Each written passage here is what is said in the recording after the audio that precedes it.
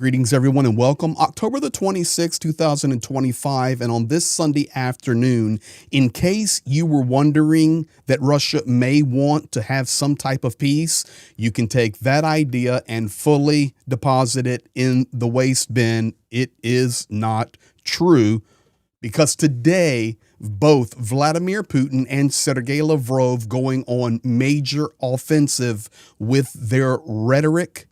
Vladimir Putin meeting with the general staff, Gerasimov confirming the new Russian superweapon. He then gloats about the nuclear arsenal of Russia. It's the greatest in the world, while Lavrov is rewriting history, telling everybody that Russia supported Ukraine and upheld the Budapest Memorandum. And no, you cannot make this stuff up. I have it for you in video. Thank you for being here. Thank you for liking, commenting, subscribing. I definitely look forward to your comments on these topics. Now, the first thing we need to talk about is actually Putin's going to be talking about this weapon.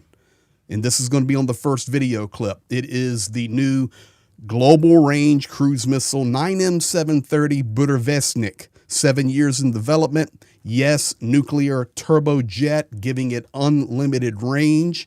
It's high speed, up to about 1,300 kilometers per hour, 1,400 kilometers per hour.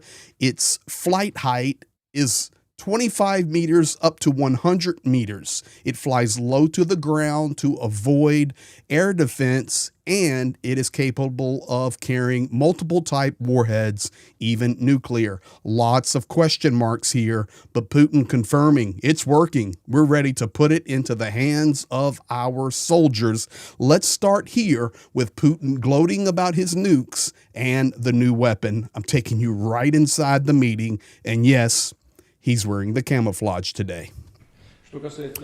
Regarding our strategic forces training that we recently completed again, our nuclear triad, its reliability, and our nuclear shield, our strategic forces have confirmed that the entire security of Russia and our Union state is complete. And we have discussed that this is a well-known fact, and everyone in the military world knows that the modern state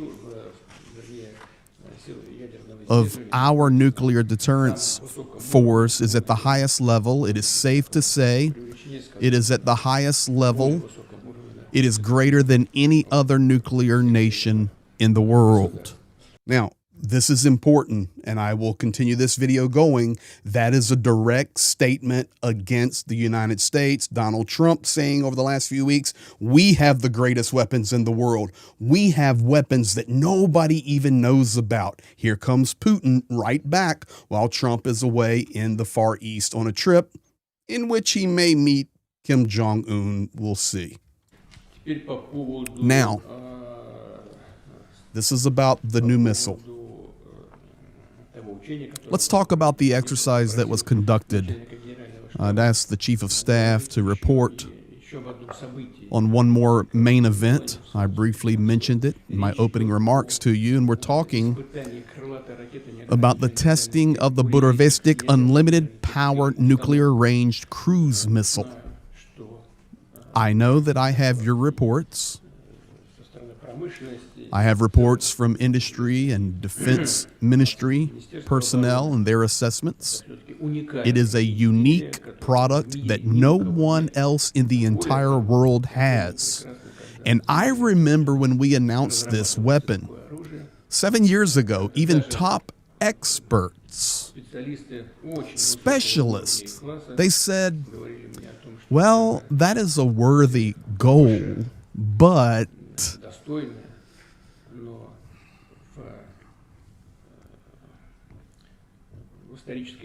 it's really unrealistic in the near future. This was the opinion of the highest class of specialists, I repeat. Now listen, I'm going to take you right inside here. You're inside. He is loving this. They said, the greatest specialist, it's unrealistic, it's impossible. But we did it. And now the decisive tests have been completed. There is still more practical work to do. to put this weapon on combat duty, and that's understandable. The regulations that we need, they have to be implemented, but the objectives have been fully achieved. And as I understand, I'd like to hear, once again, your opinion. Comrade, this test was conducted on October the 21st. Indeed, it differed from previous tests. The rocket flew for 15 hours, covering a distance of 14,000 kilometers, and that's not its limit. This is a nuclear-powered unit. Yes, it's nuclear-powered. The Budapest specifications allow it to hit highly protected targets accurately at any range. During flight test, it performed all the planned maneuvers that were needed, showing and confirming its ability to evade air defenses. How many thousand kilometers? Gloating. 14,000. 14,000? How long was it airborne? About 15 hours. And that's not its limit. No, that's not its limit. Okay, we need... Now, you've heard that. You got the report, the gloating back and forth. Now, this is really important to listen to because we now have to classify this weapon. There's no other weapon like it. To determine what class of weapon that this new system belongs to.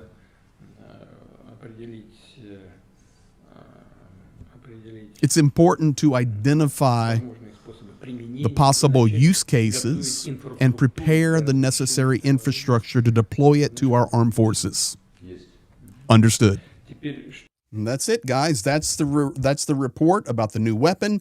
That's the report about having the greatest nuclear weapon arsenal on the planet, and everybody knows it. Now, this is where today I'm suggesting, and I believe we're validating it with the video and information, that whether intentionally or unintentionally, Vladimir Putin and Sergei Lavrov really tagging up on this day with their rhetoric. Over the last couple of days, it's been Kirill Dmitriev, but today it's Putin, and today it's Lavrov. Lavrov now doubling down after we've got the weapons announcement. You know, there's not going to be a ceasefire. Forget it. So when people now say ceasefire, ceasefire, we know that they want just to buy some time again, and that this logic, which is deeply rooted in Zelensky, whatever moves him, brain, is obvious for any objective observer. So there you have it. I don't know what's in Zelensky's brain, you know, what's up there in his head, but regardless, no ceasefire, because if there's a ceasefire, all that regime is going to do is rearm. Guys, even today, Donald Tusk out of Poland confirming multiple places in the media, Zelensky was sharing with him that he expects the war for 2 or 3 more years, and Ukraine is prepared for that, does not want it out to a decade, but prepared to stand and fight for their nation. This is going sideways quickly, very, very quickly. Now, it doesn't stop there. Everyone has talked about the Budapest Memorandum. And then when we heard about the possibilities of Trump and Putin meeting in Budapest, which was never going to happen, by the way, although we talked about it, now Budapest gets back on the radar for everybody. That 1994 agreement, Boris Yeltsin, Bill Clinton, John Major. You're not going to believe what you're getting ready to hear. Here you go. Many people said that invitation to Budapest, the meeting there, would basically mean that that it is a humiliation, because Budapest already was once the place where guarantees to Ukraine was signed, and it will be a very bad memory association. People who say so, they never read the Budapest Memorandum. The Budapest Memorandum says that Ukraine, as other former Soviet republics who refused to have nuclear weapons, would receive guarantees. Guarantees as the nuclear powers give to non-nuclear states. That's it. That's all. And these guarantees say that nuclear weapons would not be used against non-nuclear powers who are members of Non-Proliferation Treaty. But parallel with the Budapest Memorandum, a declaration was signed by the same signatories, which contained their commitments, solemn commitments, to observe all principles of OSCE, including national minorities, democracy, freedom of speech, and so on and so forth. All these commitments, which have been reflected in OSCE documents and which were reiterated on the occasion of the adoption of Budapest Memorandum, have been grossly violated by the Ukrainian regime. So we don't think we are in any way violating that document, which played a very important role in that period. Ladies and gentlemen, everybody's going to miss this today. The world is looking in the Far East.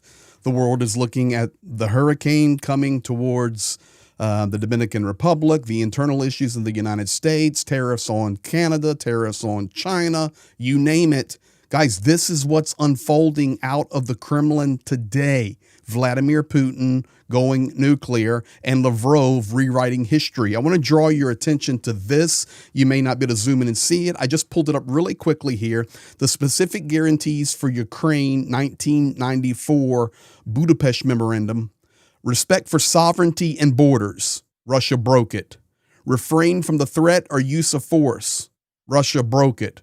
Refrain from economic coercion. Russia broke it. Seek UN Security Council action. Russia broke it.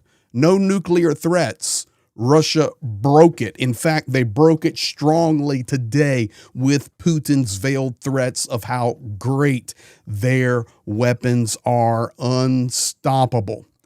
The final clip I want to show you from today, Putin in his camouflage. He wants the update on the frontline situations, the reality that is happening in Pokrovsk and in Kupiansk. Here it is. Okay. So now, regarding the enemy that is trapped in those regions you reported on Pokrovsk and Kupiansk, they'll undoubtedly try to break out from both of those locations, from the inside out and the outside directly trying to help them get out. And that is why I'm here. I want to hear from the commanders their opinions. How do you plan to conduct combat operations soon, given our current situations? So now you have it, the commander-in-chief wanting to know, what is the Russian military going to do? What are their plans to finish off Pokrovsk and Kupiansk, knowing that from the inside and the out, Ukraine is going to try to save those locations. And in case you're wondering, as I close out this video, and you've been here this long, so Pokrovsk, we're talking about this region right here. And yes, Russia has a very strong hold on Pokrovsk here. This is the city of Mirnograd and the city of Pokrovsk. Access highways are here and coming in here. So you can see it is a problem. But Ukraine holding, different reports coming, and we wait for the facts. The fact is, it's difficult, both sides fighting. It is a war. The other section that he is referring to is the city of Kupiansk, and that is here up towards the Kharkiv area. And you can see here, yes, Russia has come down. They're basically controlling the outskirts and trying to push into the center and finish Pokrovsk off. So it's the same type of situation. So, ladies and gentlemen, maybe you missed all of these things today on this Sunday because a lot is going on in the world, but probably This is some of the most important video that I've translated and subtitled for you in months, because today they're trying to rewrite history and flex how strong they are. Thank you for being here. Thank you for sharing, liking, commenting, subscribing. A lot unfolding now, and make sure you have that notification bell on, hit that subscribe button. It really helps us, and you get the alert when the videos or lives drop. We thank you, each and every one. Be blessed.